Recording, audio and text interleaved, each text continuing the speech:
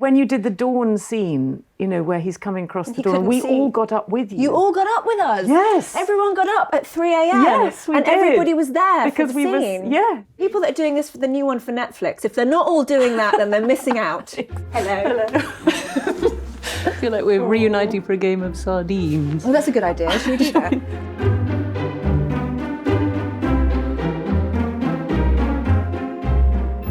What do we remember about the first time we met? Were you there for my audition? I was there for your audition. I just got the part. You did a really good job.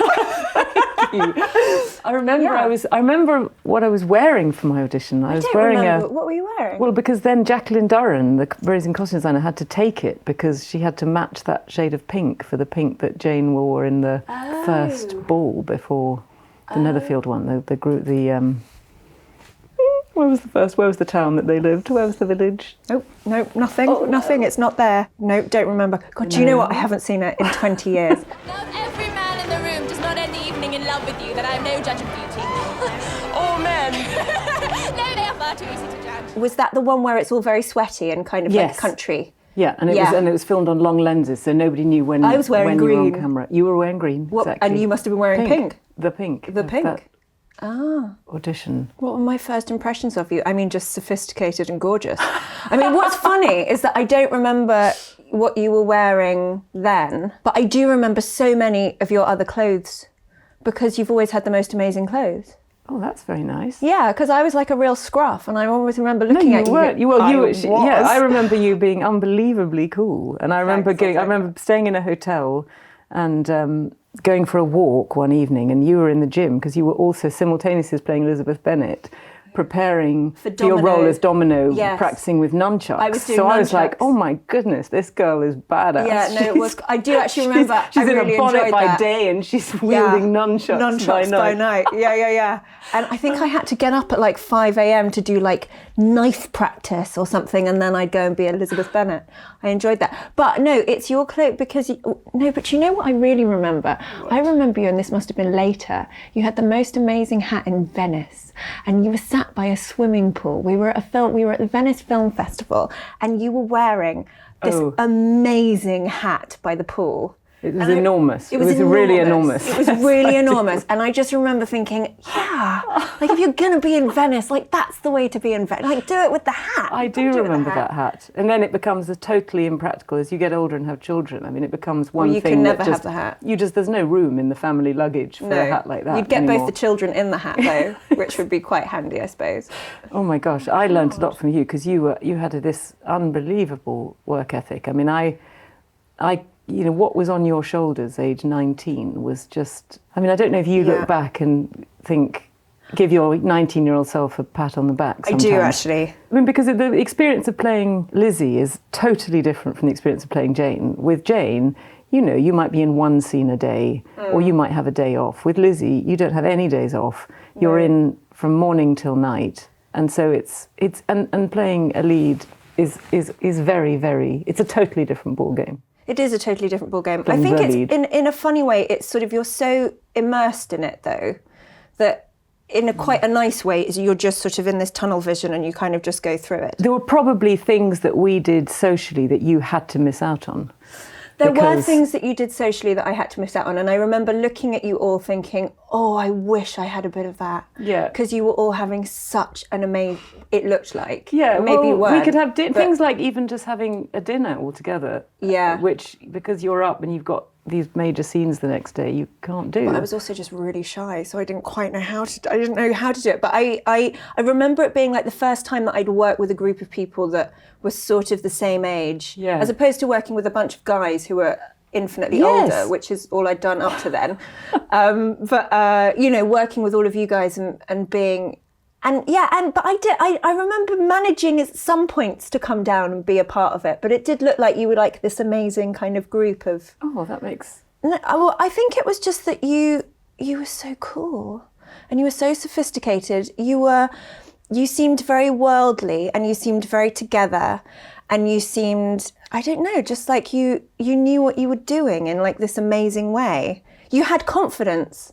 I think I mean, probably you didn't because you were in your 20s and who has confidence in the 20s, but what it looked like was that you had this amazing confidence about yourself, which I think I sort of thought that's a wonderful trait, at least even if you don't have it, to be able to exude that. Well, that is good. Which That's you did. a good actress, I suppose. It's a good actress. Well, exactly. Even when feeling like you don't have it, I'm feeling great. You know, you totally did. You were like, you were the sort of consummate older sister. You know, you older were playing sister. the Well, older I think sister that was a nice you role took it for me on. because I don't have siblings. So I think it was a great treat for me to suddenly get to play the older sister of this amazing Gaggle family of girls. Yeah. And I loved it. I loved the feeling of being close to you all, and I loved the fact, I don't know if you remember, but sometimes between takes you and I would go up to our bedroom, Yes, to I do Lizzie and remember Jane's that. bedroom, Yeah. and just, you know, instead of going off, we'd sit on our bed and Yeah. chat. Can you die of happiness? Do you know he was totally ignorant of my being in town in the spring? How did he account for it? He thought me indifferent. Unfathomable. Things that we did when we weren't shooting, Roz, that we can share or that we would like to share. Now, come on, there was the party that Donald Sutherland came to because the whole thing that was that you weren't allowed to smoke. Oh, Do you remember? yes. And he had it in his contract that nobody on the set was allowed to smoke anywhere near, and you couldn't smell of smoke. But of course, everyone smoked.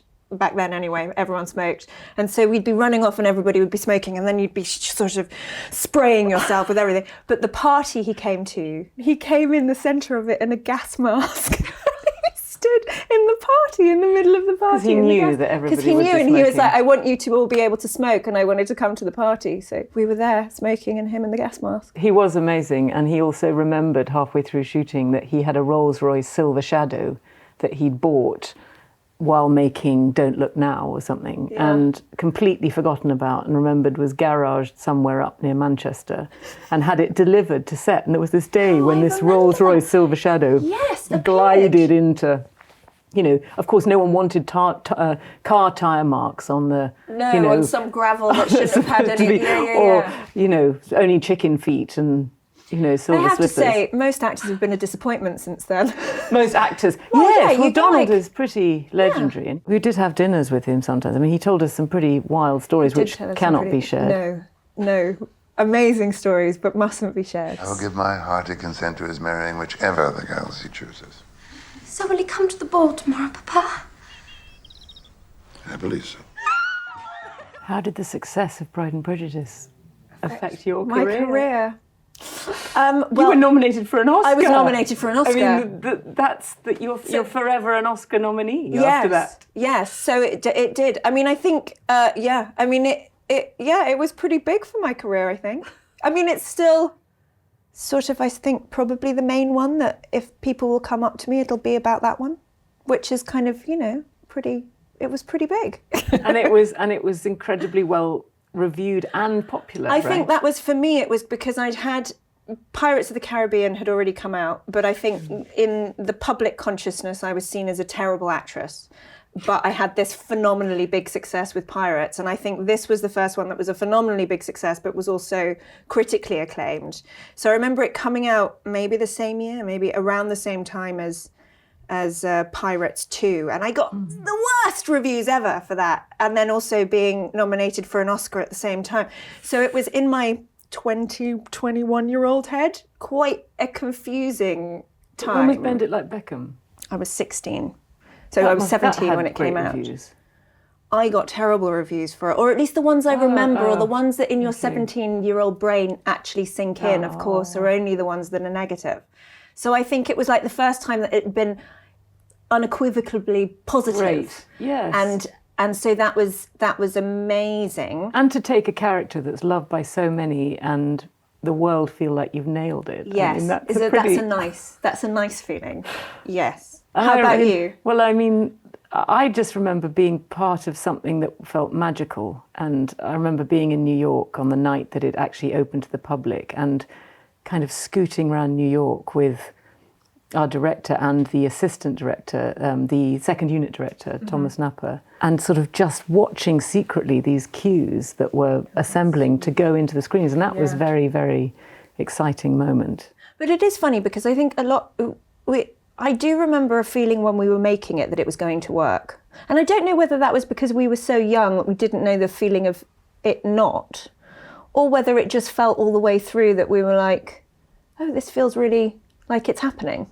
I do think the story has a magic in it that carries you through. It does. And I think it being one of those stories that has magic in it, Yes. that everybody who's ever is associated with that story Yeah. has quite a magical time. I think you're probably right. But I mean, what about the chemistry with you and Matthew? You know, that was you must have met a few Darcys. Not that you're going to discuss that now. I wouldn't dream of discussing that. But yes, there were a few Darcys, Yes. and it was very clear that it was Matthew from the get-go. And it was just, you know, he's just such a nice man. Yeah. I think that helps, doesn't it? It does. If you kind of meet somebody and you're just like, well, you're just lovely. So this and is can just... also such an amazing actor. So what fun. It kind of becomes sort of... And when he can completely mask the niceness and put it under the arrogance and standoffishness that Darcy appears to have. And then melt. Oh, it's so good. I have fought against my better judgment, my family's expectation, the inferiority of your birth, my rank and circumstance, all these things, and I'm willing to put them aside and ask you to end my agony. I don't understand. I love you.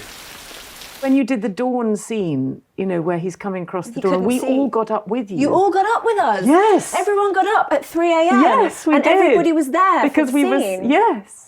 It was very, See, very... the people that are doing this for the new one for Netflix, if they're not all doing that, then they're missing out. Exactly. It's like you've all got to be there for all of the scenes, guys.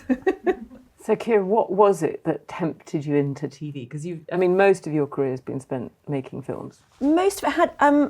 I had been looking for a TV series. I mean, from the point where everything seemed to be going onto streaming and suddenly there were these amazing budgets for television and it was this epic. Sure. I had actually been looking for them for years and just for one reason or another, COVID or a baby, it hadn't happened. And so, this was the one that I was fortunate all came together. It is strange, isn't it, how big screen and small screen are sort of merging.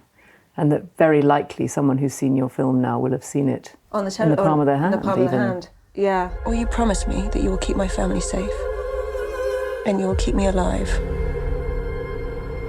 So that I can find out who killed him and why.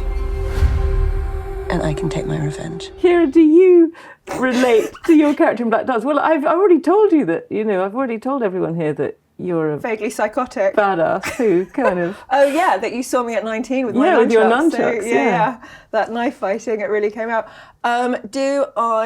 I think it's easy. She is a bit of a psychopath, but I think it's easier to, she's not quite as epically kind of, you're well in fantasy, whereas mine is reality, sort of reality, hovering just above, reality. As a mother, what do you think? Your parenting styles? Well, I'm not an undercover spy who's constantly betraying their father, which I think, just as parenting goes, means that I'm better than she is. So, that's good. I think I probably lose it at my kids more than she does because she's pretending to be the perfect mother. Yeah. And maybe if she lost it at her kids, then actually it would all be a lot healthier. But she doesn't. I think what I liked about her was the idea of multiple personalities in one person, which I think we do, hopefully not to a massive degree, but do to some degree have, and you realise it even more when you become a mother, because the face that you've got to your kids is not necessarily the face that you've got when you go out and you have a nice time with your mate. Did you get to go undercover? No, I didn't go undercover. I'd spoken to spies before, because I played a spy before, so I'd already done some, and this one is... Do you get to speak to spies face to face, or do you have to speak to them on the phone? No, you speak... With a voice changer? I can't say, obviously. Good. But I felt like this was quite, again, not really... on the closer to the James Bond... I was doing reality and you were doing fantasy. I was doing fantasy, yeah. Yeah. So did I do any research? No, but I did learn all the fight scenes. That's research, isn't it? Yes, that's training. That was training. Hardcore training. The whole thing's silly, and that's what I enjoyed. In the best way. It's pretty graphic. If you're watching it, you don't know what's happening. It's really enjoyable and entertaining, but it's also... I strangled somebody with a necklace. It was great. I loved that. I was so happy. It was like, and then the necklace breaks. This is so fun. And again, the previous question of, are you similar to your character? Little bit psychotic, obviously, because I'm going, yay, I get to strangle her with a necklace. And I remember I kept saying to Joe, the writer, can't I kill her? because she's trying to sleep with my husband, I should kill her. He's like, you can't kill her. I'm like, I think I'd kill her. Like, I'll clutch don't her think we should pearls. kill her. Yeah. I'll clutch her pearls and garrote her with her pearls. My lady, can I help you? We'll need stables for our horses and a room for the night. 2 beds and fresh linen, that's all we need.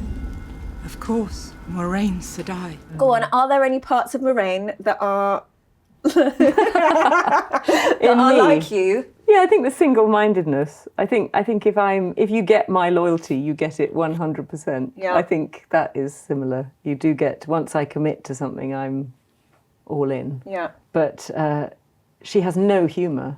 No. Very little No, humour. she doesn't. Which is why I've made a mental note that in the next few years I must play characters who get to have a laugh. She gets about 1 laugh a season, I think. Did you make sure? Did you beat it out? Here it is. No, I tried to wait for it. There was one where she got to have a drink. I was like, oh God, can she just get a bit?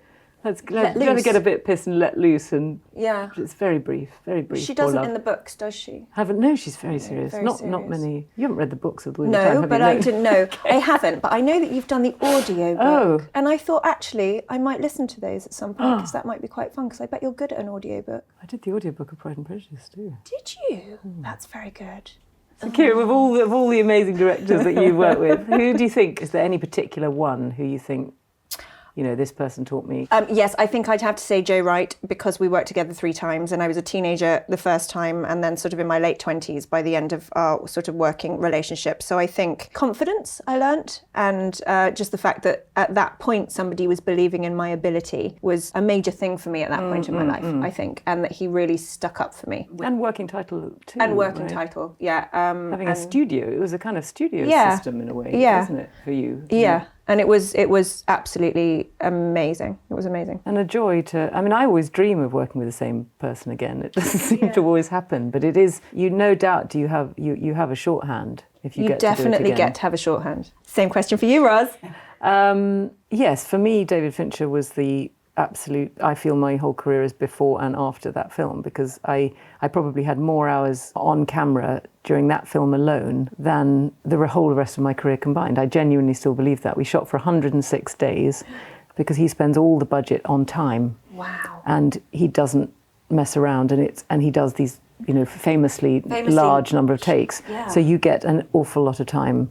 And he taught me so much. And I just sort of cringe now sometimes. Not Pride and Prejudice, not the stuff that I did that was sort of close to me, but some of the things I did in America I almost cringe at, because I think about what he would be saying about them, which I suppose is sort Does he of... give you notes as well? Oh yes, hundreds of notes, interesting notes, but sometimes they're left of field ideas that are so random that you're doing a scene that's, you have an agenda to go through, I don't know what it was, you're looking for receipts in a bin or something. And he says, think about who's wondering if your hair looks nice. But those are the things that actually you think, now I'll think, what have I missed? Or what other thought could be coming in that's completely left of field? Just anything random. You're out in the street at night sort of thinking, who's watching me? Or instead of just focusing on your What you're actually mission. doing. Yeah. And he's just very cool and very clever.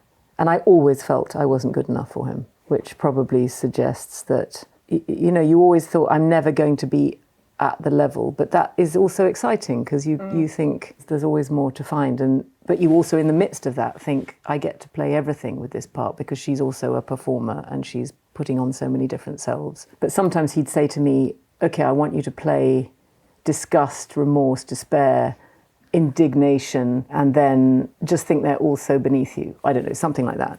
And you'd think, oh God, okay, I'll do it. And then you'd say, okay, did I do it? And he'd say, yeah, he said, but that took you 12 seconds. I need it in 3. Jesus. And you think, okay. And then you sort of think, I can't. And then eventually after you're on take 99. Like, I did it. Maybe in I 3 just did seconds. it. Yeah. It's rehearsal, isn't it? It's rehearsal, that's all it is. Magic It's rehearsal. Yeah. Yeah. My favourite performance of yours is I Care a Lot. Who do you work for? Jennifer Peters. Liar. Excuse me? Liar. Jennifer did not call you from the facility. You think I'm stupid enough to let new wards anywhere near a working phone? And I know from her paperwork, her lawyer is a local guy who deals in family law. And that's not you. You're a shark, which intrigues me. And I want to know who hired you. Gone Girl is up there, but I loved I Care a Lot so much. I think I phoned you afterwards, or I saw you. I remember seeing yes, you you afterwards. did. Yes, you did. I loved it so much. You're so psychotic and weird and awful and wonderful. And I was like, it's one of my favourite. It's actually just flat out just one of my favourite performances. It's a wonderful, weird thing that you created. I love it. Well, now you say that you like playing psychotic. We'll have to. Yeah, we'll have to try I was thinking of that performance when I was playing Helen Webb. I was like, ooh, what would girls do? I mean, I loved Anna Karenina. I thought Anna Karenina was the most. I thought that was just a blinding film. I loved the whole conceit of it. I think I rang you after that one. I thought it was just absolutely stunning because it was so layered and so it was so unexpected. And the whole thing of the theatre just worked really, really well for me. I thought it was phenomenal.